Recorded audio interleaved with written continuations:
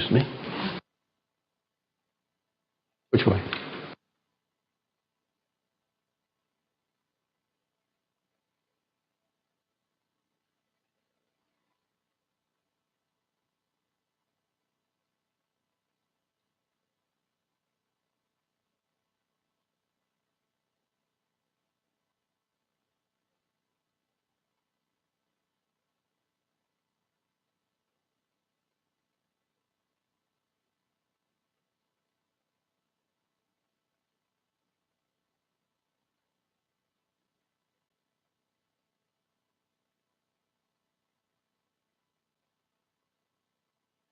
Got it now? Oh, yeah. Thought I did. Sorry. We are studying stewardship. Tonight we will be studying the stewardship of the soul. This was not one of the topics that David Lampier wrote whenever he put this together several years ago that I've used in the past. But this comes partly from a booklet that is sold in the Bible bookstores. And the Christians, there's several different preachers put this. It was a compilation of different lessons on stewardship. This was done by Ron Halbrook, and it's good. I've added and changed things from his as well. We are stewards. Why? We don't know anything. Number two, we don't know. Everything belongs to God, therefore, Mike is right, nothing belongs to us. We own nothing. However, we have possession of something that doesn't belong to us, but it is for our use. And God has given us that and entrusted it to our lifetime, part of His estate. He's given us instructions for the performance of our duties as a steward, and He will require an accounting of my stewardship as well as yours. I asked there on line number 2, what is the soul? In Matthew, the 26th chapter, verses 24 through 26, it is recorded, Then said Jesus unto His disciples, If any man will come after me, let him deny himself and take up his cross and follow me. For whosoever shall save his life shall lose it, and whosoever shall lose his life for my sake shall find it. For what is a man profited if he shall gain the whole world and lose his own soul? Or what shall a man give in exchange for his soul? It's interesting when you look at there. I think on your copy I did as well as on mine. You have life twice, and both of those words for life are the same Greek word. You also have soul written twice in those 3 verses. And soul those 2 words are from the same Greek word. But what's interesting is that all 4 of those are the same Greek word. And so that kind of makes it interesting that a word that is used to describe the soul and talk about the soul is also used to talk about other things. And that's not uncommon. Even in the Old Testament. The Old Testament, their soul is used in several different ways. In the Old Testament, it's found in the King James Version almost 500 times. And in the vast majority of those, it is the word nephes. And I may not have pronounced it right. But nephes is also used in a different context as well. It is used an additional 200 or more times and translated life, himself, heart, minds, person, creature, and I don't know that I got all of them, so there could be some other ways that it is used. But as I went through and I looked at best I could, I scanned them, tried to find out how the word was used. And even though it's used as soul, a lot of times it doesn't necessarily, it is the word soul, it's printed, but it is not necessarily the idea that we think of when we think of soul. When you think of the soul of man, what do you think of? The spirit, okay. But when you think of the spirit of man, what do you think of sometimes? And I mean, and that's right. That's a good thought. But how do we use the spirit?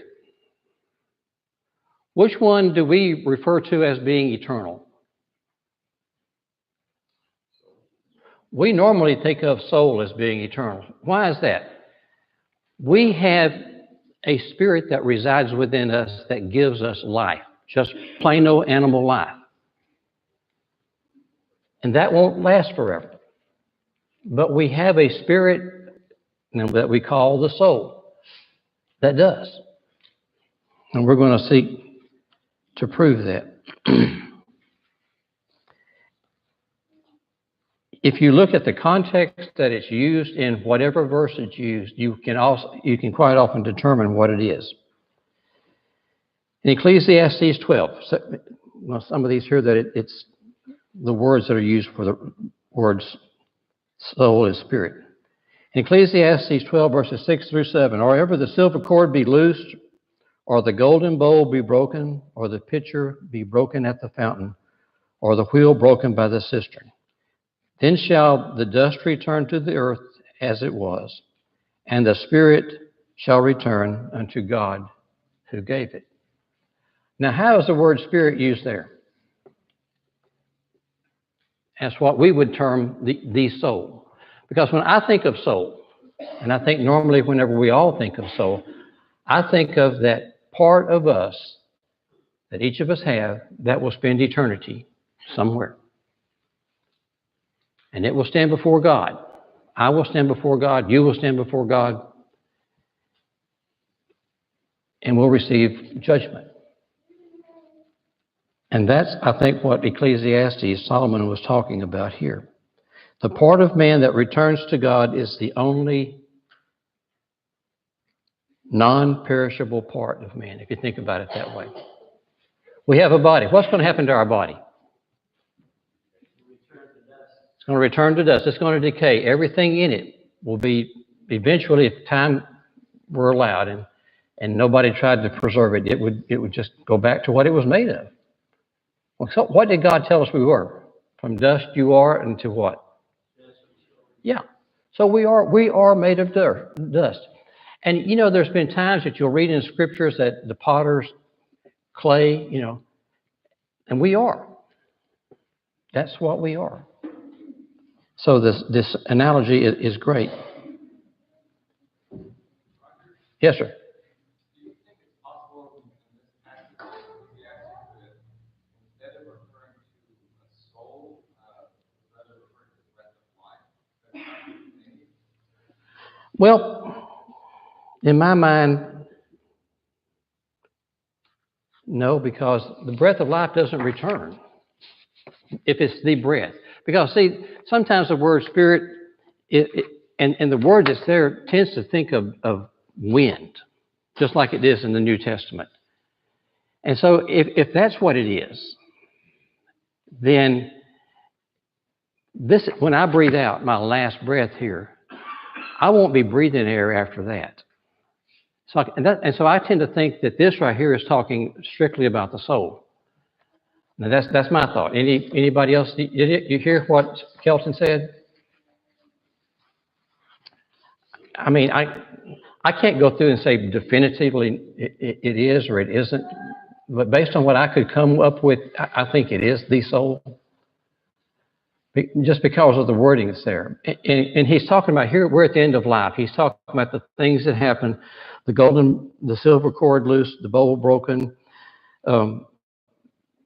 We're talking death coming upon. And that's what the end of Ecclesiastes talked about in here.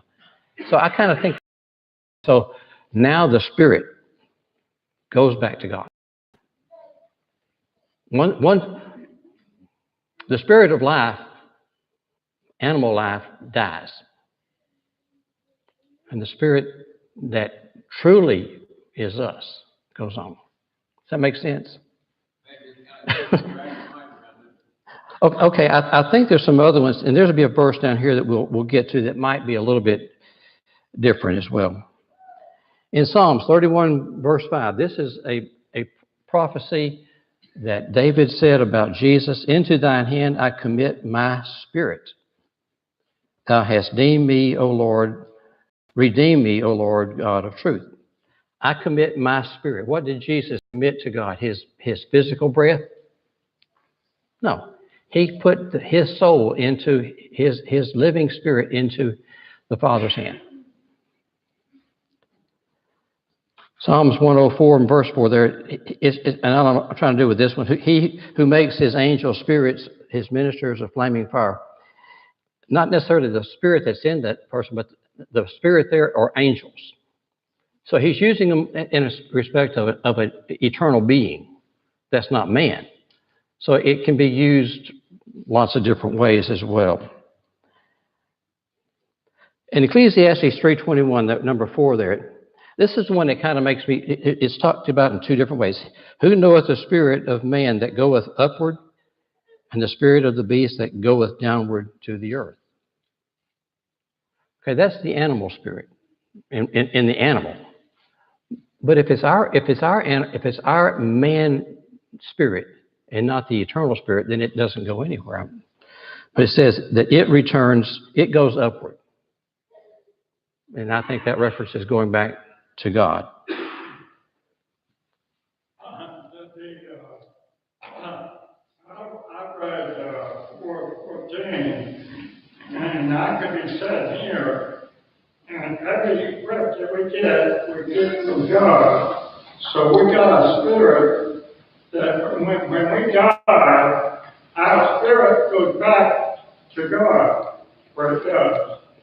Yes, it does. And you could be no offense, you could be standing right there talking, and all of a sudden, just like that, if God wants to take your breath away from you, and that's how I believe it. Yeah, and I'm not trying to quibble necessarily over what we refer to whenever that happens. There's a soul that we refer to as soul. It is our spirit. It is our eternal spirit that lives, survives. This spirit, this breath that I have, my animal spirit, just like that rover. When his spirit leaves his body, what happens? Nothing. His body decays. When man's animal spirit dies, what happens to his spirit? It's gone. But the eternal spirit that powers all of that is what goes back to God. I hope you didn't mind me. No, not at all. Not at all. Because what it's showing is that if you look at the scriptures, you will find words that are used 2 or 3 different ways. And you've got to look at the context to determine that. Now, Bruce has preached that and taught in classes the context, and that's a lot of it. Context is. And look at Ecclesiastes 8:8, number 5 there. There is no man that hath power over the spirit to retain the spirit, neither hath he power in the day of death. I can't stop my spirit from leaving. I don't have that kind of power. And I think that spirit there is that eternal spirit. I also may not have power over the physical and dying either. So I don't know, that one maybe can go either way. And so, and I got here, regardless of what word is used for soul or spirit, that word has been used in the Bible more than one way and has more than one meaning. Ergo, that's how we've been looking at it here. So look at the context. In the New Testament, guess what? You had the same problem. The word for soul in the New Testament, the word soul is found 39 times. And in each case, it's the same Greek word, pushe, and that talks about breath. But let's see how it's used. But that same word, if you go back and you can do a lookup in some of the things. I'll look up spirit, and it'll tell you how many times it finds it. Then you go back and say, okay, now take that Greek word, and it's got a number. Look at that right there. And you find out that it's used more times, so it's used as a different word. And it's found another 65 times, and it's translated life or lives, mind. It's even translated heart. And here it is. Okay, let's look here at the bottom here in Acts 2. It's used of Jesus. When Peter is preaching, in Jerusalem at Pentecost. He said this in Acts 2:27, "Behold, because thou wilt not leave my soul in hell, neither wilt thou suffer thy Holy One to see corruption." And then 4 verses later in verse 31, he seeing this spake of the resurrection of Christ, that his soul was not left in hell, neither did his flesh see corruption. What is hell there? That word is Hades. When Jesus died on the cross, what happened to his soul? What did he went to the realm of the dead. What did he tell the thief on the cross?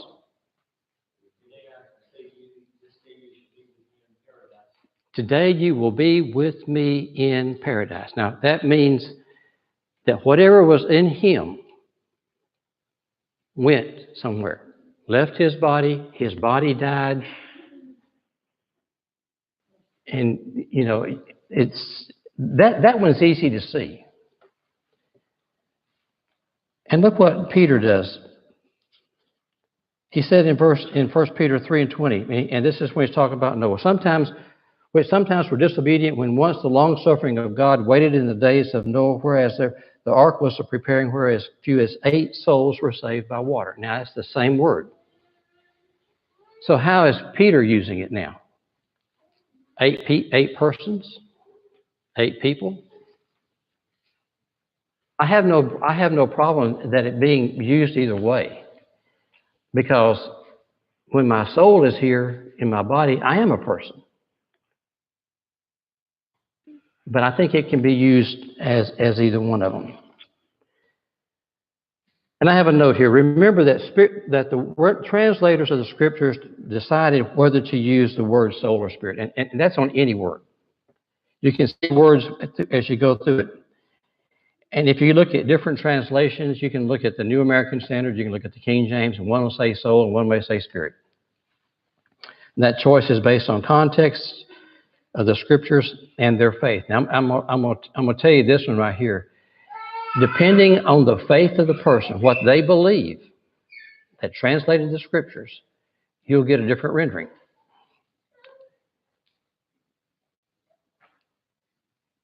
John 1, verse 1. Now this is, the King James says, "In the beginning was the Word, and the Word was with God, and the Word was God." If you take a Jehovah's Witness, and I've had discussions with them before, Whitney, our daughter-in-law, has had some recently. They do not believe that you have a spirit that survives death. You die, you're dead. God will recreate you from his perfect memory, they say. And they've debated and said there is no spirit in man. And they've changed their wording. Here's what they have for John 1 and 1. "In the beginning was the Word," capitalized, "and the Word," capitalized, "was with God," capitalized, "and the Word," capitalized, "was a God," little g. They believe that Jesus was a created being who became deity, that he created everything except himself. So when you look and you see scriptures, you've got to be careful what they're teaching, because those people that believe different things will insert their translation, what it is. And based on the scripture that we've talked about there in Luke, where he says on that first page, we'll go back to it right quick.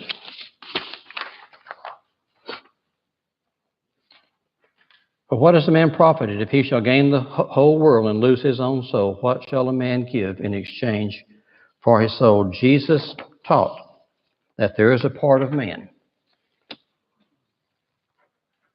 that resides within his body that survives physical death. Ergo, his talk with the thief would have meant nothing. You can call it a spirit or the soul, but whatever you call it, it is the most important and valuable thing that God has given us, without a doubt. And I put some things down here. When you're talking about worth, you can't put a value on the soul. But God made us a body, and I went and looked to find out, okay, what is a body worth these days? You go back in time and people say, body's worth this much, whatever. Looking at all the chemical elements there. The oxygen, the carbon, the hydrogen, nitrogen, calcium, phosphorus, potassium, sulfur, sodium, all of them. And trace amounts of silicon, manganese, fluorine, copper, zinc, arsenic, and aluminum. This website said those chemicals were worth about $1. Your body is worth about $1, all the parts of it. Now, if you want to go take the pieces of your body, and I did this kind of out of fun, but also just to make a point too. The worth of the human heart is between $550,000 and $650,000. A single lung transplant is $73,000 or $90,000 if you have both lungs transplanted. And one of Whitney's uncles had that this past year, and he's doing good. He was at the Pinewood congregation in Houston. A kidney, $67,000. Liver, $25,400. An eye, between $7,500 and $11,000. Take the low end of those numbers, you're talking about over $750,000. Some of the parts of your body are worth, which really means you're worth more dead than alive. But the point isn't the value of the body. That's not what this exercise was about. This point was contrasting the value of the soul to the value of the body. This body is worthless, ultimately. It is just a vehicle for us to live in and inhabit and do what God has told us to do. And looking at the value of the soul, in that verse we just quoted, what is a man profited if he shall gain the whole world and lose his own soul? What would a man give in exchange for his soul? What would a person who's facing eternity in hell, give to have his life back to live over again? Think about that. Jesus said, what will a man give in exchange for his soul? What have men given in exchange for their souls while they're here? Minor things. They've sold their soul a lot of ways. Hebrews 10 and verse 31.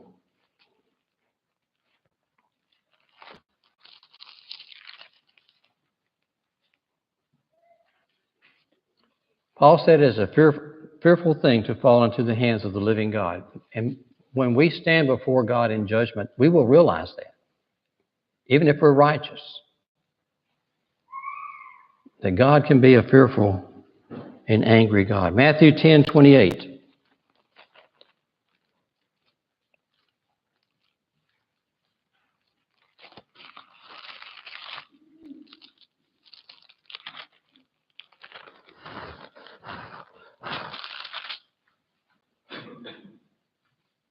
Fear not them which kill the body and are not able to kill the soul, but rather fear him which is able to destroy both body and soul in hell.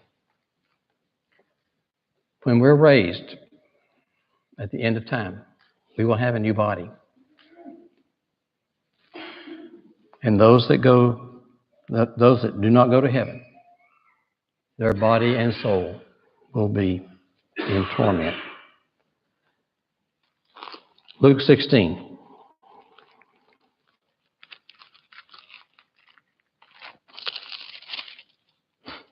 Here in verses 23 and 24, this is rich man and Lazarus. And in hell, this is the rich man died. And in hell he lifted up his eyes, being in torments, and seeing Abraham afar off and Lazarus in his bosom, and cried and said, Father Abraham, have mercy on me, and send Lazarus that he may dip the tip of his finger in water and cool my tongue, for I am tormented in this flame. Imagine what he's going through, and there's no end. Mark 9.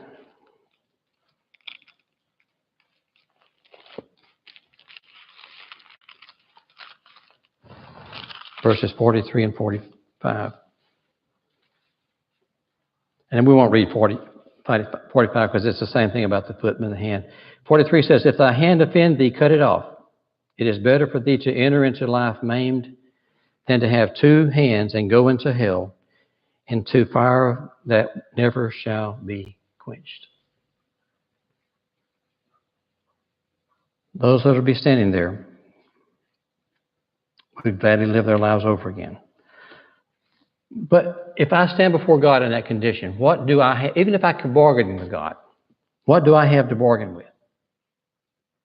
What did Mike say a while ago? He gave the second rule first, which is, we have nothing.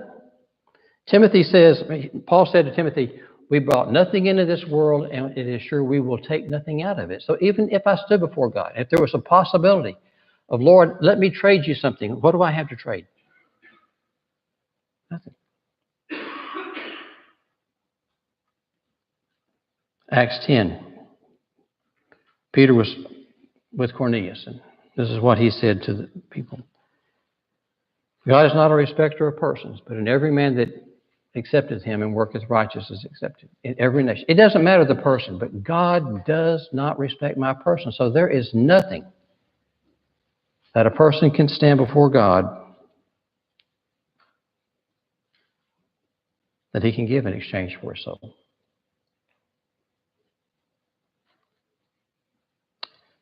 Interesting scripture that's talked here about in Mark 14 and 21. It said, the Son of Man indeed goes that it is written of him, but woe to that man by whom the Son of Man is betrayed. Good were it were that man, if he had never been born. Now, who's he talking about here? Judas. He's talking about Judas. Judas has betrayed him. What did Judas do after he betrayed him? He felt guilty, he felt bad about what he had done, and he threw back the 30 pieces of silver, but he didn't repent. He didn't turn away from the evil he had done. He just felt horrible about it, but he was just going to end it all. He thought. Yeah, you're right. He thought, yeah. It says he repented himself, but all that means is he changed his mind. Why does Jesus say that it would have been better if he never had been born? Could Judas have been forgiven? Yeah. That's the beauty of God's whole plan, that no matter how bad we've lived, no matter what we've done, and Paul considered himself the chiefest of sinners, that we could be forgiven of it. But Judas took what he thought was the easy way out and hanged himself. One of the commentaries that I was reading about this says, it was foreordained by God that he, and I mean Jesus, was to suffer as a victim for sins for the whole world. But this predestined purpose of God did not make the guilt of any of those who brought the Saviors, did not make any less the guilt of those who brought him to the cross. In other words, God ordained that it be that way. But woe to those people that took part in that, because they were guilty of murder. And we talked about a while ago, fear the body and not able to kill the soul, but rather fear him that is able to destroy both body and soul in hell. Remember that our soul, our spirit, if you want to call it, whatever you want to call it, that force of us that lives on after death is extremely valuable. There's not enough money in the world. And if you had it all, if you did have that much money, if you had all of the world that there is, what could you offer to God? It's not anything to him. It's all going to be destroyed anyhow. So we have to make sure that we handle the stewardship of our souls better than anything that we've talked about so far.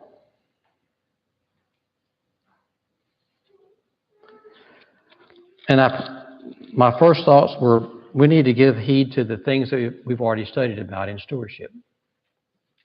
Because that was part of what the lessons were for, is that we have got a responsibility to do before God. And this is just one of the pieces. But this piece depends on all the other pieces. The stewardship of wealth. We've been blessed tremendously as a country. We have to remember that it's God that gave us the wealth, that has the ability to give us wealth. Deuteronomy 8:18 says that. The parable of the talents. The master gave talents to each one how? According to their ability. The things that God has given me are mine to use for Him. And you can't say, well, Lord, you didn't give me enough. No, I gave you what you could handle. Oh, Lord, you've given me too much. No, I gave you what you could handle. So we have to use our wealth in the ways that we should contribute to the church, contribute as required, but also use our goods to help others in need, support the work of the church. Remember, we have stewardships of our bodies. Yeah, one day this body will be gone.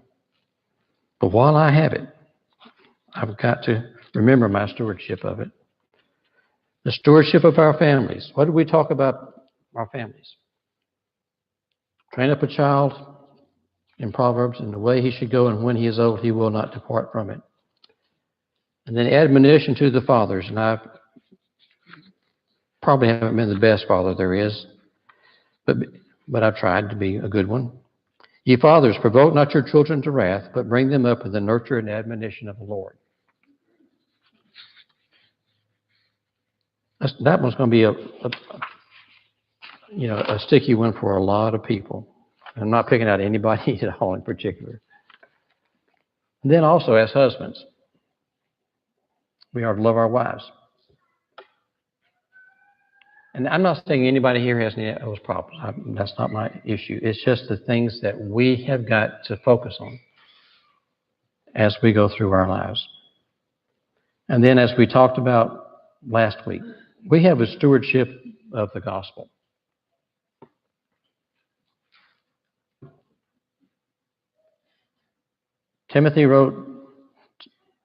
Paul wrote to Timothy, in 2 Timothy 2 and said, the things that you've heard of me among many witnesses, the same commit thou to faithful men who shall be able to teach others also. That's us. That's us. So, now, how do we go about those deeds? I've got 5 points there. 1, we should pray. We should be in constant prayer with God. Paul told the Thessalonians to do what about prayer? Pray without ceasing. Be of a prayerful mind. Be constantly, not every instant of your life. You can't do that. I don't think God intends that. But be of a prayerful nature. Be praying to God on a regular basis. Will God answer prayer? He will. If He wouldn't, I don't think He'd have told us to pray to Him. I mean, He's not giving us exercises just to see if we can do them. They are for our good. We should sing. Go to Psalms 47. This is going to end up pretty well, I think. In Psalms 47, the psalmist wrote, verse 7. Well, that ain't going to work out.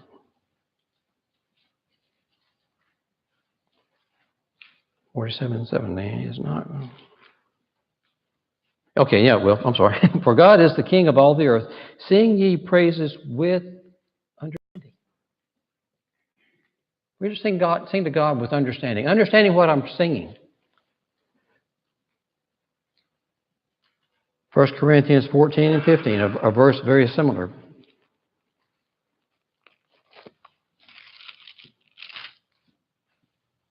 What is it then? I will pray with the Spirit. I will pray with the understanding also, which goes back to prayer.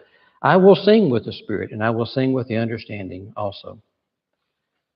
Songs. Songs tell a story, teach principles, And they lift up our spirits. That's one of the things that he says there in Psalms 100. When we're sad, if we sing, what happens to our spirits? Does it feel better?